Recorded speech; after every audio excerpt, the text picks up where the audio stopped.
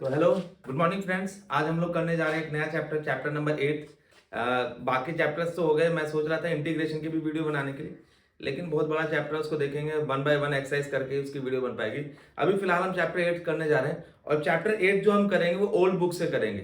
Area, application of integration, application of integrals, ये हमारा chapter है। और इसमें जो चैप्टर हम करेंगे पूरा ओल्ड बुक से करेंगे। रीजन ये है कि नई बुक में ना काफी क्वेश्चंस नहीं है, ठीक है। जो पुरानी बुक है उसमें पुराने क्वेश्चंस ही हम लोग करेंगे, उसमें भी कई क्वेश्चंस रिपीटेड नहीं होंगे, लेकिन मैं क्वेश्चंस बताता रहूंगा। अभी आप लोग फिलहाल चैप्टर 8 स्टार्ट करते हैं, जो कि हमारा application of integrals, chapter 8। Chapter 8 application of integrals, of integrals, ये चैप्टर हम लोग कंप्लीट करने जा रहे हैं, ठीक है। मैं वन शॉट वीडियो बना रहा हूं इसकी, जिसमें हम पूरा चैप्टर एक ही वीडियो में कंप्लीट करेंगे। देखो, इंटीग्रेशन में हमारे पास बेसिकली है क्या। इंटीग्रेशन में हमारे पास 3-4 फिगर्स हैं, 3-4 शेप्स हैं जो हम डिस्कस करते हैं। सबसे पहली जो शेप इसमें आती है वो है हमारे पास पैराबोला। पहली शेप क्या है हमारे पास, पैराबोला। पैराबोला की दो ही इक्वेशंस यूज होती हैं, एक होती है y² = 4ax एंड एक होती है x² = 4ay। उसके बाद इनकी जो शेप्स होती है, या तो इसकी शेप कुछ इस तरीके की बनेगी, या तो इसकी शेप कुछ इस तरीके की बनेगी। ये दो शेप्स बनती है पैराबोला में। ये हमारी पहली फिगर है पैराबोला में जो यूज होने वाली है। दूसरी जो फिगर है हमारे पास वो है एलिप्स की। दूसरी फिगर क्या है हमारे पास, एलिप्स। एलिप्स की जो फिगर है वो हमारे पास होती है, जो इक्वेशन है x² प्लस y² = 1। ये हमारे पास स्टैंडर्ड फॉर्म होती है एलिप्स की। और एलिप्स की इक्वेशन जब भी हम बनाएंगे तो एक बार x की वैल्यू 0 रखनी होती है और एक बार y की वैल्यू 0 रखनी होती है। That's it. हमें x और इसकी वैल्यू निकालनी होती है, x और y की। इसकी शेप भी दो तरीके से बनेगी, या तो एलिप्स की शेप आपके कुछ इस तरीके की बनेगी, या तो आपकी एलिप्स की शेप इस तरीके से बनेगी। उसके बाद जो तीसरी इक्वेशन आती है हमारे पास, तीसरी इक्वेशन आती है सर्कल की। सर्कल की जो इक्वेशन होती है वो होती है x - h² plus y - k² = r²। Circle की इक्वेशन में ना कभी वैल्यूज पुट नहीं करनी होती, आपको हमेशा ये फॉर्म बनानी पड़ती है। और उसके बाद दो चीजें फाइंड करनी है। पहला सेंटर जो कि होता है h और k, और उसके बाद दूसरा होता है जो कि होता है रेडियस, जो कि r है हमारा, ठीक है। तो ये फॉर्म होती है तीसरी फॉर्म। चौथी फॉर्म है हमारे पास लाइन की। लाइन की जैसा कि हमें पता है स्टैंडर्ड फॉर्म होती है y = mx + c। ये लाइन की फॉर्म है, क्लियर है। तो ये हमारे मतलब 4 फिगर्स हैं जो कि एप्लीकेशन ऑफ इंटीग्रल्स में यूज होने वाली हैं और एप्लीकेशन ऑफ इंटीग्रेशन में यूज की गई हैं, ठीक है। इसके बारे में अभी हम डिस्कस करने वाले हैं, और इसके जो क्वेश्चंस हैं वो भी डिस्कस करेंगे। एक और इंपॉर्टेंट पॉइंट है, बेसिकली 2 पॉइंट है। If any figure is closed on x axis, अगर कोई फिगर आपकी एक्स एक्सिस पे बंद होती है, ठीक है, that is limits are on x axis, then जो रिक्वायर्ड एरिया होगा वो होगा y dx। क्या होगा, y dx। अगर आपका फिगर एक्स एक्सिस पे बंद हो रहा है, या आप लिमिट एक्स एक्सिस पे ले रहे हैं, तो आपका रिक्वायर्ड एरिया क्या होगा, y dx। क्या होगा, y dx। And if the limits are taken from y axis, अगर लिमिट आप y एक्सिस पे लेते हो, then the required area will be x dy। याद रखना इस बात को। अगर आपकी लिमिट x एक्सिस पे है तो आपका रिक्वायर्ड एरिया क्या होगा, y dx। और लिमिट अगर y एक्सिस पे है तो आपका रिक्वायर्ड एरिया क्या होगा, x dy। These are the basic rules, ठीक है। इसकी एक बार फोटो क्लिक कर लीजिए आप लोग। तो स्टूडेंट, सबसे पहले हम लोग इसके एग्जांपल्स करने जा रहे हैं। हम 2-3 एग्जांपल्स हैं, पहले उन एग्जांपल्स को सॉल्व करते हैं। जैसे कि एग्जांपल नंबर फर्स्ट, ध्यान देंगे जरा सभी। एग्जांपल नंबर फर्स्ट आपके पास, find the area enclosed by the circle x² + y² = a²। This is the equation of circle we are given by, ठीक है। तो हमें ये इक्वेशन ऑफ सर्कल गिवन है, हम सबसे पहले इसकी स्टैंडर्ड फॉर्म बनाते हैं, which is x minus 0 square plus y minus 0 square is equal to a square. ये हमारी स्टैंडर्ड फॉर्म हो गई। इसका सेंटर कितना हो गया आपका, सेंटर हो गया 0 0, रेडियस इसका कितना हो गया आपका, रेडियस कितना हो गया a, सेंटर पता चल गया, रेडियस पता चल गया। तो जो हमारे पास सर्कल की इक्वेशन, देखो ग्राफ आपको ड्रॉ करना पड़ेगा एग्जाम में, अगर आप ग्राफ ड्रॉ नहीं करेंगे तो बिना लिमिट्स आपको नहीं पता चलेंगी। लिमिट्स पता लगाने के लिए आपको ग्राफ ड्रॉ करना बहुत जरूरी है, वरना टीचर भी समझ आएगा इस बंदे ने कैसे इधर उधर से किया है काम, ठीक है। तो पहले का सेंटर आप देखेंगे कितना है 0 0, तो ऑब्वियस सी बात है सेंटर 0 0 यही होगा। रेडियस कितना है a, minus a and a, ये मैंने रेडियस ले लिया। सेंटर 0 0 ये रहा, ठीक है। अब रेडियस ये है, तो इसके सर्कल की इक्वेशन बन गई सर्कल इक्वेशन। क्लियर है नहीं? जब ये सर्कल इक्वेशन बन गई, समझ में आया सभी को, तो ये हमारे पास ये एरिया मुझे कैलकुलेट करना है पूरा, this whole area has to be calculated. अब देखो लिमिट्स आपकी चॉइस, आप कहीं पे भी ले सकते हो, आप ये लिमिट भी ले सकते हो 0 से a एक्स एक्सिस पे, 0 से a भी ले सकते हो, 0 से माइनस a भी, 0 से माइनस a भी, ठीक है। लेकिन ध्यान क्या रखना है, अगर आप लिमिट x एक्सिस पे लोगे तो आपका रिक्वायर्ड एरिया होगा y dx, और अगर आप लिमिट y एक्सिस पे लेते हो तो आपका रिक्वायर्ड एरिया होगा x dy। मैं यहां पे जो रिक्वायर्ड एरिया ले रहा हूं, रिक्वायर्ड एरिया वो ले रहा हूं यहां से लेके यहां तक, 0 से लेके a तक, 0 से लेके a तक लिया, और क्योंकि x एक्सिस पे ले रहा हूं तो क्या लूंगा y dx, क्या लेंगे इसका हम y dx। क्लियर है सभी को? उसके बाद अगर सेम फिगर 2 क्वाड्रेंट में बनती है तो इसको 2 से मल्टीप्लाई करेंगे, अगर सेम फिगर 3 क्वाड्रेंट में बनती है तो 3 से, और अगर सेम फिगर 4 क्वाड्रेंट में बनती है तो 4 से इसको मल्टीप्लाई करेंगे। क्लियर है सभी को? ठीक। तो क्योंकि सेम एरिया 4 क्वाड्रेंट में है तो इसको 4 से मल्टीप्लाई कर देंगे, ठीक है। ये आपका हो गया 4, y की वैल्यू यहां से निकाल लो, y is equal to under root of a square minus x square, under root of a square minus x square dx। Clear है सभी को? तो 4 इसका फॉर्मूला क्या होता है, लिमिट भी आपकी कहां से कहां तक, 0 से लेके a तक, ये आपने 7.7 में किया होगा formula, under root of a square minus x square, इसका फॉर्मूला होता है x अपॉन में 2, इसको ऊपर लिख देता हूं मैं, इसको यहां कर देते हैं। रिक्वायर्ड एरिया इसका होगा 4 under root of x by 2 under root of a square minus x square plus a square by 2 sine inverse x upon a, कहां से कहां तक, 0 से a तक। 4 से मल्टीप्लाई क्यों किया, क्योंकि सेम फिगर 4 क्वाड्रेंट्स में। यहां तक सभी को क्लियर होगा आई होप। अब 4 लिमिट्स का डेफिनेट इंटीग्रेशन का फॉर्मूला होता है, अगर लिमिट्स आपको गिवन है, upper limit minus lower limit, x की जगह पहले अपर लिमिट रखो, a by 2 over into a square minus a square plus a square by 2 sine inverse a upon a। ये आपने क्या किया है, अपर लिमिट, क्या किया आपने, अपर लिमिट, माइनस लोअर लिमिट लेते हैं 0, 0 यहां रखो तो कितना हो जाएगा 0, ठीक है। ये under root of a square minus 0, ठीक है, plus a square by 2 sine inverse कितना होगा 0 अपॉन a। क्लियर है नहीं? सभी को समझ में आ गया? तो ये जो हमारी वैल्यू हो गई वो हो गई 4, ये पूरा कितना हुआ 0, a स्क्वायर बाय 2, इससे ये कैंसिल, कितना हो गया sine inverse 1 minus 0 plus a square by 2, और ये कितना हो गया साइन इनवर्स 0। समझ में आया नहीं आया सभी को? क्लियर है? ठीक है। हाँ, अब 4 ये कितना हो गया a square by 2 sine inverse 1 की वैल्यू कितनी होती है पाई बाय 2, ये भी 0 हो गया एंड ये भी 0 हो गया, क्योंकि साइन 0 कितना होता है 0।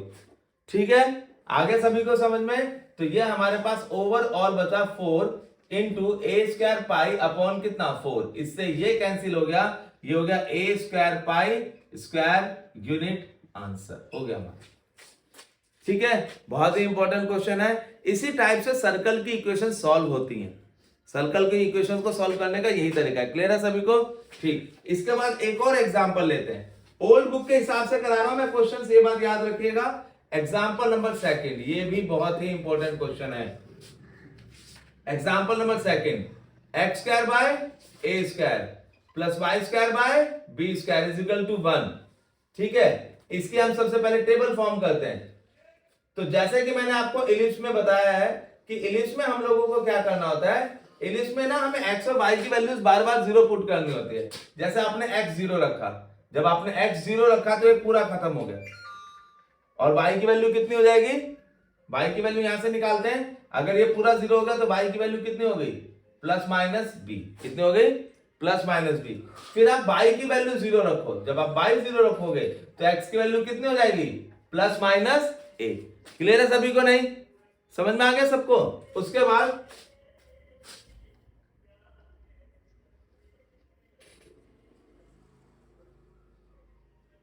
इसका ग्राफ ड्रॉ करते हैं, कर्व ड्रॉ करते हैं। कर्व कुछ इस तरीके से होगा, ध्यान देंगे जरा सभी। ये हो गया आपका एक्स का a and b, a and b minus a minus B,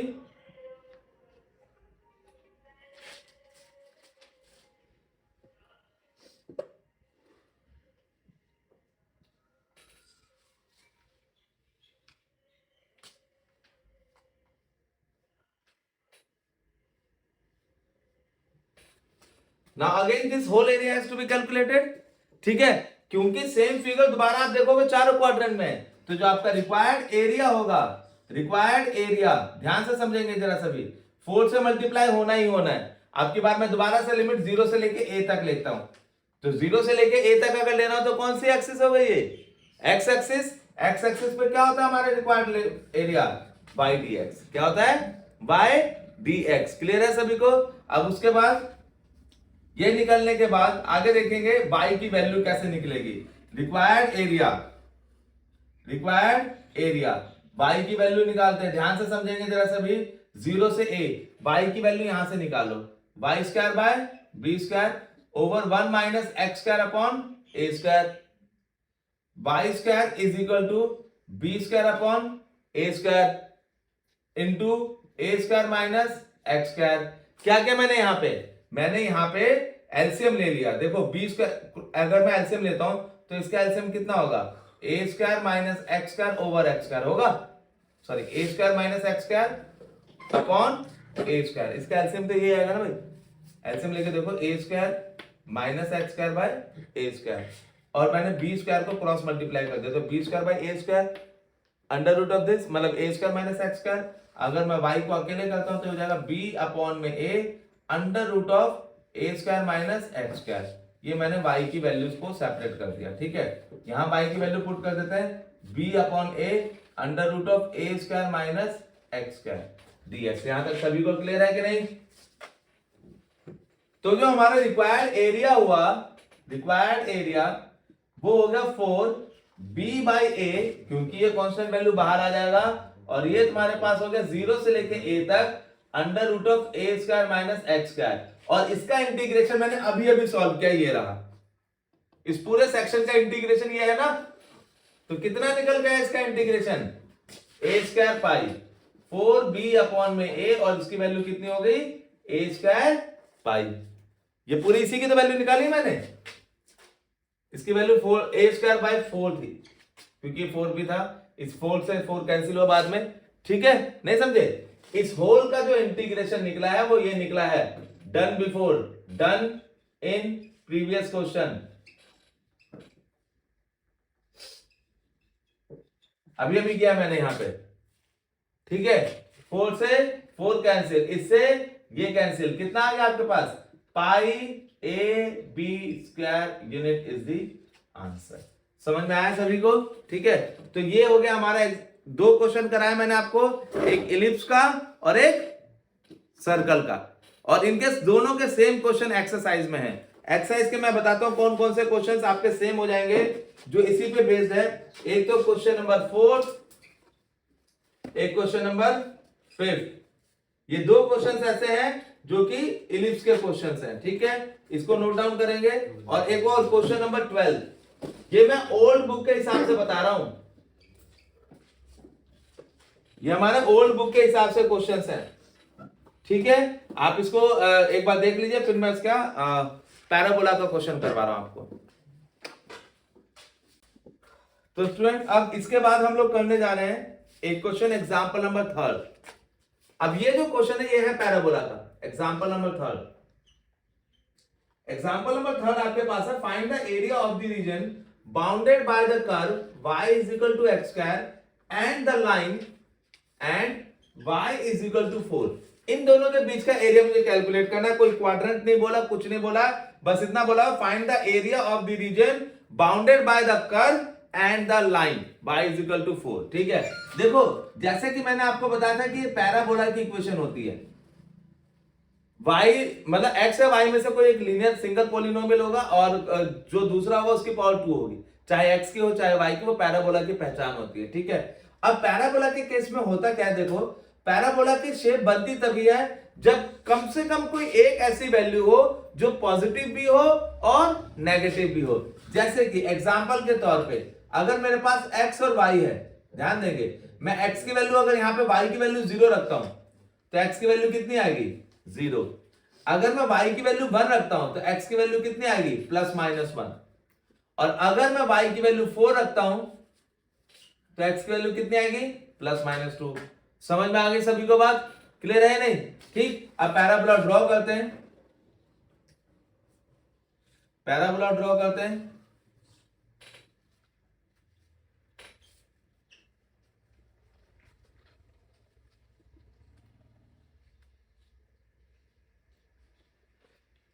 x0 y0 ये रहा, y1 x +-1, y4 x +-2। ये हमारे पैराबोला की शेप हो गई।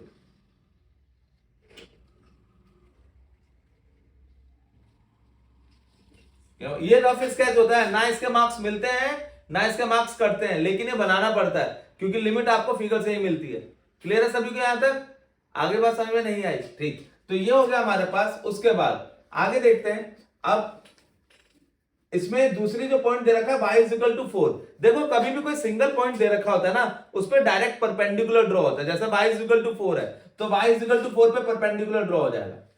अगर y इज इक्वल टू 2 होता तो 2 पे परपेंडिकुलर ड्रॉ हो जाता। अगर x इज इक्वल टू 2 होता तो 2 पे परपेंडिकुलर ड्रॉ हो जाता।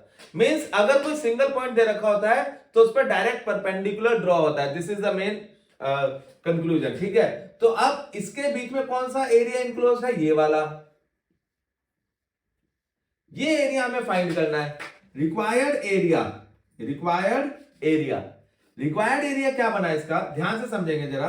रिक्वायर्ड एरिया, क्योंकि सेम फिगर दोनों क्वाड्रेंट में तो 2 से मल्टीप्लाई होगा।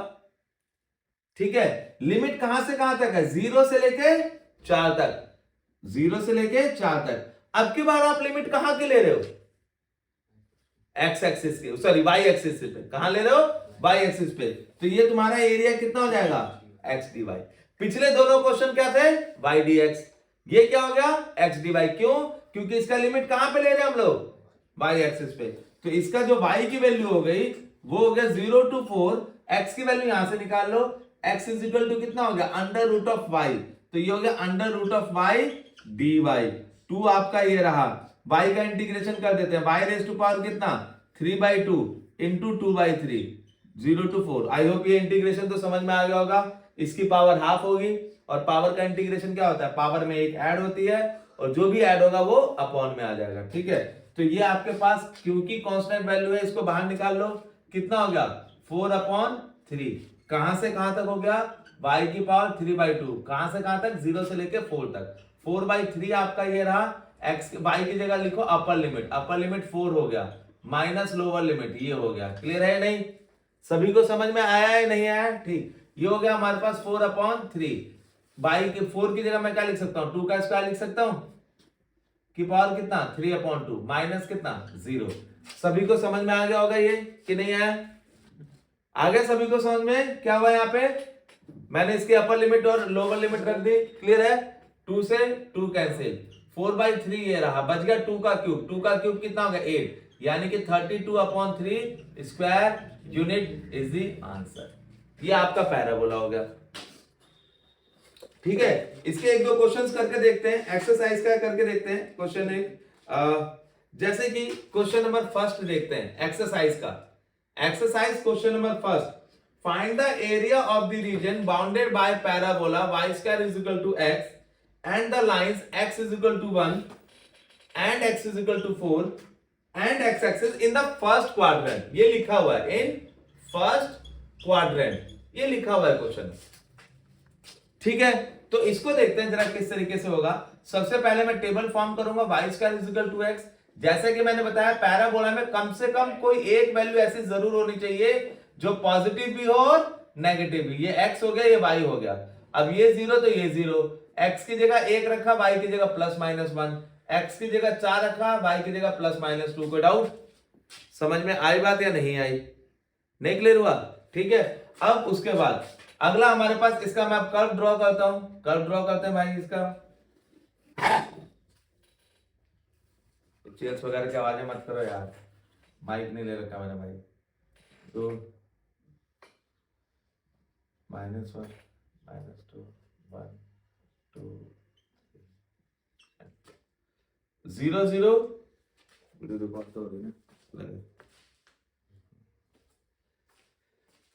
0 0 x1 y plus minus 1 x4 y plus minus 2। ये हो गया। तो ये पैराबोला हो गया हमारे पास। अब आप देखोगे आपको दो वैल्यूज और दे रखी हैं, एक x इज इक्वल टू 1 और एक x इज इक्वल टू 4। मैंने क्या बताया था कि सिंगल पॉइंट पे हमेशा परपेंडिकुलर ड्रॉ होता है। तो एक x इज इक्वल टू 1 पे परपेंडिकुलर ड्रॉ हो गया और एक x इज इक्वल टू 4 पे परपेंडिकुलर ड्रॉ हो गया। समझ में आई बात? समझ में नहीं आई? ठीक है, अब इसके बीच में कौन सा एरिया इनक्लोज्ड है? ये वाला। आप देखोगे इसके बीच में ये एरिया इनक्लोज्ड है। समझ में आई बात सबको? नहीं आई? ठीक है, तो जो आपका रिक्वायर्ड एरिया होगा आपकी बात, रिक्वायर्ड एरिया वो हो गया, लिमिट कहां से कहां तक है? 1 से लेके 4 तक। 1 से लेके 4 तक। कौन सी एक्सिस की लिमिट है? X axis. तो एक्स एक्सिस पे क्या होगा हमारे पास? y dx। कितना होगा? y dx। और एक चीज और समझना, जब मैंने ये क्वेश्चन कराया था तो मैंने यहां बोला था सेम फिगर दोनों क्वाड्रेंट में है तो 2 से मल्टीप्लाई हो गई थी। लेकिन यहां पे क्या है, यहां पे भी तरीके से 2 से मल्टीप्लाई होनी चाहिए थी। लेकिन प्रॉब्लम यह है कि यहां पे बोला फर्स्ट क्वाड्रेंट। 4 क्वाड्रेंट होता है, first, second, third and fourth. आपको बोला गया फर्स्ट क्वाड्रेंट का, यानी कि ये जो एरिया है ये मुझे कैलकुलेट नहीं करना है, मुझे सिर्फ फर्स्ट क्वाड्रेंट का एरिया कैलकुलेट करना है। दैट मींस यहां पे 2 से मल्टीप्लाई नहीं होगी, इस बात का ध्यान रखना है। ठीक है, तो ये आपके पास हो गया 1 2 4। y की वैल्यू यहां से निकाल लेते हैं। y की वैल्यू कितनी हो गई? √x dx। ये कितना हो गया? √x dx। ये हो गया हमारे पास 1 to 4। इसका इंटीग्रेशन कर देते हैं। इसका इंटीग्रेशन कितना होगा? x रेज़ टू पावर कितना? 3/2। कहां से कहां तक? 1 to 4 एंड अपॉन में इसका इंटीग्रेशन कर देते हैं। तो इसका इंटीग्रेशन कितना हो गया? x raise to power 3/2 into 2/3। कहां से कहां तक? 1 to 4। 2/3 बाहर निकालते हैं, x की जगह लेंगे पहले upper limit minus lower limit. ये हो गया हमारा। तो 2/3 ये रहा। इसको आप क्या लिखोगे? 2 का क्यूब और पूरे के पावर कितना? 3/2। क्लियर है नहीं? 2 का स्क्वायर होगा, सॉरी 2 स्क्वायर माइनस ये कितना हो गया? 1, क्योंकि 1 की पावर कुछ भी आना 1 ही होता है। ठीक है, तो ये हो गया हमारे पास 2/3। इससे ये कैंसिल, ये हो गया 8 - 1 यानी 7। 7 into 2 14/3 square unit is the answer. ये हमारे हो गए पैराबोला के शेप। अब इसके जैसे कौन कौन से क्वेश्चंस होंगे वो समझो। Question number first, question number second, question number third, third के बाद क्वेश्चन नंबर 7th 8th, उसके बाद question number 11th and question number 13। ये ऐसे क्वेश्चंस है जो पैराबोला पे बेस्ड है सारे के सारे। इसके अलावा मैं 3 क्वेश्चंस और आपको कराऊंगा। एक मॉडुलस वाला करवा देता हूं जो लाइन की फॉर्म में है, एक मॉडुलस हो जाएगा हमारा। और उसके बाद आपके इसी एक्सरसाइज के क्वेश्चन नंबर 8 भी करा के दिखा देता हूं आप लोगों को। तो ये 2 क्वेश्चंस और हो जाएंगे आप लोगों के। ठीक है, एक बार इसका देख लीजिए आप लोग। तो स्टूडेंट अब इसके 2 क्वेश्चन और आपको कराने जा रहा हूं। ठीक है, एक क्वेश्चन नंबर 8 करने जा रहे हैं हम लोग सबसे पहले। क्वेश्चन नंबर 8 और उसके बाद एक एग्जांपल है, एग्जांपल करेंगे।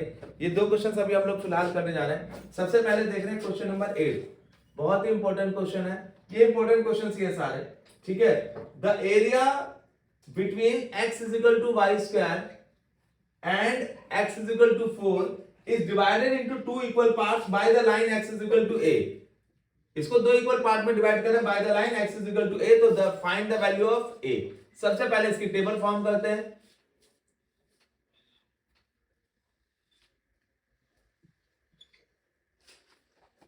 Zero zero x1 y plus minus 1 x4 y plus minus 2, ठीक है।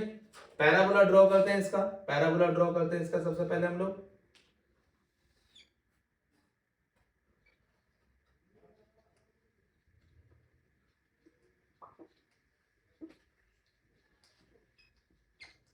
x0 y0 ये रहा, x1 y प्लस माइनस 1 ये रहा, x4 y प्लस माइनस 2 ये रहा।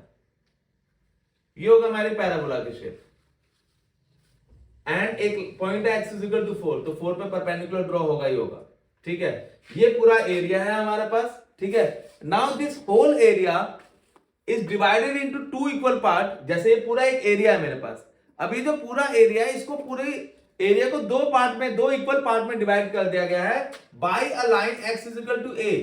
ये लाइन है x is equal to a, ये x इज इक्वल टू 4। अब ये हो गया मान लो O A B C D E, ठीक है। ये मैंने ले लिया, इसको F ले लेते हैं, ठीक है। वैसे इसकी जरूरत है नहीं। तो ये हमारे पास पूरा एरिया होगा। क्वेश्चन में बोला गया A की वैल्यू निकालो, ध्यान से समझेंगे। सबसे पहले मैं निकालता हूं एरिया ऑफ रीजन OABCDEO। इस पूरे एरिया को कैलकुलेट करते पहले, तो कितना होगा? पहली बात तो 2 से मल्टीप्लाई होगा क्योंकि दोनों क्वाड्रेंट में। उसके बाद यहां से लेके यहां तक है, यानी 0 से लेके 4 तक है। फिर कौन सी एक्सिस की लिमिट ली आपने? एक्स एक्सिस पे, तो क्या हो जाएगा? y dx। यहां तक सभी को क्लियर है? ठीक, तो ये हो गया मेरे पास 2 0 to 4। आपके पास y की वैल्यू यहां से निकालनी पड़ेगी। y की वैल्यू कितनी हो जाएगी? √x। ये हो गया हमारे पास √x dx। उसके बाद 2 0 to 4, इसका इंटीग्रेशन कर लेते हैं हम। इसका इंटीग्रेशन हो गया x रेज टू पावर कितना? 3/2 इंटू 2/3, 0 से लेकर 4 तक, यानी कि 4/3। x की पावर कितना हो गया? 3/2, 0 से लेके 4 तक। यहां तक सभी को क्लियर है? तो ये जो मेरे पास एरिया निकला, area of region OABCDEO is equal to 4/3। Upper limit कितना है? 4 की पावर 3/2 माइनस 0, मीन्स ये हो गया 4/3 इंटू, इसको सॉल्व करता हूं कितना आ गया? 8, यानी कितना हो गया? 32/3 स्क्वायर यूनिट। ये हमारा पूरे कंप्लीट का रीजन का एरिया निकल के आ गया। क्लियर है सभी को? ठीक, उसके बाद हम सॉल्व करते हैं। उसके बाद हम सॉल्व करेंगे। एरिया ऑफ रीजन ये निकल के आ गया। उसके बाद हमारे पास आता है कि छोटे वाले एरिया को निकालते हैं। Area of region OAFEO, OAFEO, इस एरिया को कैलकुलेट करा मैं। OAFEO, ये एरिया हमारा आप कैलकुलेट हो रहा है, ठीक है। तो इसको कैलकुलेट करते हैं। 2 से मल्टीप्लाई होगी। लिमिट अब की बार यहां कहां तक है? a तक, 0 से लेके a तक, क्योंकि ये x की वैल्यू कितनी है? a। 2 मत ले लेना इसको, 0 से लेके कहां तक है ये? a तक। उसके बाद रिक्वायर्ड एरिया, उसके बाद कौन सी एक्सिस पे लिमिट ले रहा हूं मैं? x एक्सिस पे। तो ये कितना हो गया? y dx। कितना हुआ हमारा? y dx, ठीक है। तो ये आ गया हमारे पास 2 0 से लेके a तक। y कितना हमारे पास? y कितना है? y की वैल्यू यहां से निकाल लेते, कितनी हो गई? √x dx। क्लियर है सभी को? नहीं? ठीक, तो 2, इसका इंटीग्रेशन कितना हो गया? x raise to power 3/2 into 2/3, 0 से लेके a तक, 4/3, ये हो गया a raise to power 3/2 minus 0 raise to power 3/2, यानी 4/3, a रेज टू पावर कितना होगा? 3/2। ये निकला एरिया ऑफ रीजन OAFEO। इसका एरिया निकाल लिया हम लोगों ने, ठीक है। अब अकॉर्डिंग टू क्वेश्चन में बात बोली हुई थी, क्वेश्चन में हमें बात बोली गई थी कि जो आपका एरिया है, ध्यान से समझेंगे, area of O A B C D E O is twice the area of O A F E O. ये बात बोली गई है क्वेश्चन में, डबल है ना, क्योंकि ये बोला ही गया कि ये पूरे एरिया को दो इक्वल पार्ट में डिवाइड कर दिया गया। तो ऑब्वियस सी बात है, जो बड़े वाला एरिया होगा वो छोटे वाले एरिया का कितना है, डबल है। ठीक है, क्योंकि दो बराबर हिस्सों में डिवाइड किया गया था, यानी ये आपका हो गया area of O A B C D E O. इसकी वैल्यू कितनी थी आपके पास, 32/3। 2 इसकी वैल्यू कितनी निकली आपके पास, 4/3 a रेज़ टू पावर 3/2। 3 से 3 कैंसिल, ये 8 है, ये कितना हो गया 4, तो a raise to power 3/2 is equal to 4, तो a इज इक्वल टू कितना हो गया 4 raise to power 2/3 is the answer. ये आपका आंसर हो गया। अभी आगे सॉल्व नहीं हो सकता क्योंकि 2 का स्क्वायर होगा, पावर मल्टीप्लाई होगी, कुछ फायदा है नहीं। तो ये आपका फाइनल सॉल्यूशन हो गया। क्लियर है सभी को कि नहीं? बोल ये क्या रहा है, ये ऊपर 4 नहीं था सर, 4/3 कहां पे, ये ना, तो 4 × 2 8 हो गया, ठीक है। 8 × 4, अब ये डिवाइड होगा ना, 8 चौक 32 हो गया। नीचे फिर वो नहीं आएगा, रूट नहीं आएगा 4 पे, कहां पे, जब इस पे ये से पावर इंटर करेंगे तो पावर्स इंटरचेंज होती हैं। ये 3/2 था, ये 2/3 हो गया। पावर चेंज होती है ना, 1/2 का स्क्वायर हो जाता है, स्क्वायर का 1/2 हो जाता है, तो पावर्स इंटरचेंज हो गई। समझ में आया? तो ये आपका एक इंपॉर्टेंट क्वेश्चन था, ये भी आप लोग एक बार इसका स्क्रीनशॉट ले लीजिए, देख लीजिए इसको। अब स्टूडेंट्स मिसलेनियस का एक क्वेश्चन देख रहे हैं। मिसलेनियस का देखो, question number first, second and third do yourself, ये हो जाएंगे इजी क्वेश्चंस हैं। मैं आपको बताने जा रहा हूं क्वेश्चन नंबर 4। क्वेश्चन नंबर 4 है, sketch the graph of y is equal to mod of x plus 3। पहले आपको इसको ग्राफ ड्रॉ करना है, ठीक है। तो जैसे कि हमें पता है, और उसके बाद एक चीज और बोली हुई है, हैंस इवैल्यूएट या hence evaluate -6 to 0 mod of x plus 3 dx। ये क्वेश्चन है आपका। कभी भी मोड में अगर आपको कर्व ड्रॉ करने के लिए आता है या रिक्वायर्ड एरिया निकालने के लिए आता है, किस तरीके से करेंगे। एक चीज पहले ये समझना, मोड में हमेशा दो वैल्यूज होती है, एक पॉजिटिव और एक नेगेटिव। पता ही होगा सभी को, x y 0 3 1 कितना 4 -3 कितना 0। क्या मैंने पॉइंट्स गलत लिखे? नहीं, सही लिखे हैं। ठीक है, तो ये हमारा हो गया। नहीं समझ में आई बात? अरे मोड में दो वैल्यूज होती हैं, एक पॉजिटिव और एक नेगेटिव। पहले मैंने पॉजिटिव की इक्वेशन बनाई, x की जगह 0 रखा, y 3 आ गया, x की जगह 1 रखा, y 4 आ गया, -3 रखा, 0 आ गया। अब दूसरी इक्वेशन इसी की बनेगी, माइनस किसका, x प्लस 3 का, क्योंकि मोड में दो वैल्यूज होती हैं हमेशा, पॉजिटिव भी और नेगेटिव भी। तो इसको सॉल्व करते हैं। इसके अलावा x y 0 0, x आपने 0 रखा, -3, 1 आपने रखा, -4 एंड आपने रखा कितना -3, तो कितना हो गया 0। ये हमारे पास पॉइंट्स आ गए। इसका कर्व ड्रॉ करते हैं।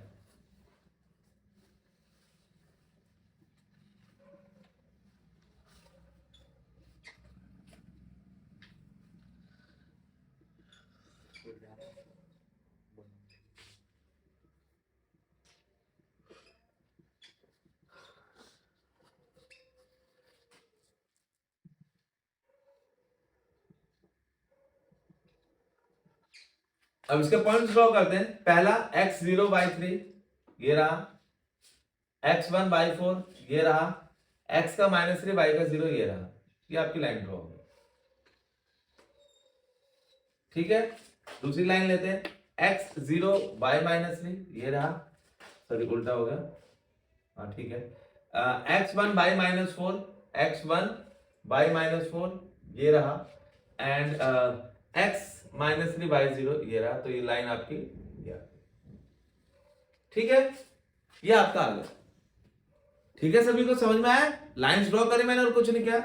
अब आपको बोला क्या गया कि hence evaluate -6 to 0 mod of x plus 3। ये दोनों होती है x की वैल्यूज, यानी जो आपका रिक्वायर्ड एरिया होगा, ध्यान से समझेंगे, रिक्वायर्ड एरिया होगा -6 से लेके 0 तक, -6 से लेके 0 तक। इन दोनों पे परपेंडिकुलर, ये भी x की वैल्यू है, इसका मतलब ये होगा कि x की वैल्यू एक है 0 और एक है -6।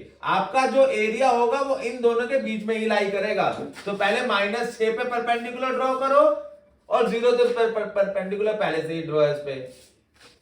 यानी मुझे कौन सा एरिया निकालना है, ये वाला, यहां से यहां तक और फिर यहां से यहां तक, ये एरिया मुझे कैलकुलेट करना है, ये एरिया कैलकुलेट करना है मुझे। समझ में आई बात? कभी भी लिमिट वाले क्वेश्चन आते हैं ना, इंटीग्रेशन में मोड वाले आते हैं, तो ये दोनों वैल्यूज x की होती है और लिमिट इसी के बीच में निकलेगा एरिया। ठीक है, इन दोनों पे परपेंडिकुलर ड्रॉ करना है। -6 से लेके 0 तक हुआ, सॉरी, अब मुझे बीच की वैल्यू कैसे पता चलेगी, क्योंकि ये होता है रफ स्केच, तो उसका पता लगाने का भी बड़ा आसान तरीका होता है। मतलब इन दोनों के बीच की वैल्यू का कह रहा हूं मैं कि इन दोनों के बीच की वैल्यू होगी क्या, जो भी मोड में दे रखा होता है उसके इक्वल में 0 पुट कर दो, मींस x की वैल्यू कितनी हो गई, बड़ा इजी मेथड, ये मोड के बीच की वैल्यू हो गई। यानी जो पूरा क्वेश्चन था, ये जो पूरा एरिया कैलकुलेट करना था, ये चेंज हो गया तुम्हारा किसमें, -6 से लेके 3 तक मोड ऑफ x + 3 था, ये पूरी इक्वेशन चेंज हो गई -6 से लेके कहां तक, -3 तक, और फिर -3 से लेके कहां तक, 0 तक, -6 से लेके -3, -3 से लेके 0 तक। सभी को क्लियर है नहीं? तो -6 से -3 तक कौन सी इक्वेशन आएगी, देखो कौन सी लाइन आ रही है, ये वाली है, ये कौन सी थी, नेगेटिव वाली, यानी -(x + 3dx). ठीक है, फिर यहां से लेके यहां तक, -3 से लेके 0 तक, -3 से लेके 0 तक कौन सी इक्वेशन थी, ये वाली, यानी कि ये x + 3 इंटीग्रेशन। अब इस पूरे का इंटीग्रेशन आप लोग सॉल्व करिएगा और प्लीज मुझे कमेंट सेक्शन में इसका आंसर मेंशन कीजिएगा। ठीक है, तो ये आपका कंप्लीट हो गया। इसके बाद एक क्वेश्चन और कराऊंगा मैं, ठीक है, ये हमारा हो गया कंप्लीट। हाँ, तो स्टूडेंट्स इसके साथ ही हमारा चैप्टर कंप्लीट हो गया। मैं एक नेक्स्ट और वीडियो बनाऊंगा जिसमें मैं ना, मेरे पास जो भी सैंपल पेपर पड़े हुए हैं, लेटेस्ट सैंपल पेपर के इंपॉर्टेंट क्वेश्चन कराऊंगा एप्लीकेशन ऑफ इंटीग्रल्स के, क्योंकि ये एक क्वेश्चन हाईएस्ट मार्क्स में, मैक्सिमम मार्क्स में आना ही आना है। ठीक है, तो इसके हम नेक्स्ट वीडियो में बनाऊंगा जिसमें मैं इसके एडिशनल क्वेश्चंस कराऊंगा सैंपल पेपर के। तो आप लोग प्लीज इस चैप्टर को कंप्लीट कीजिएगा एंड इन केस अगर कोई डाउट निकलता है तो मुझे कमेंट सेक्शन में जरूर मेंशन कीजिएगा। अगर कोई इस चैप्टर में क्वेश्चन नहीं हो पाता तो आप मुझसे पूछ लीजिएगा, मैं उसको करा दूंगा। ठीक है स्टूडेंट्स, तब तक take care and good bye.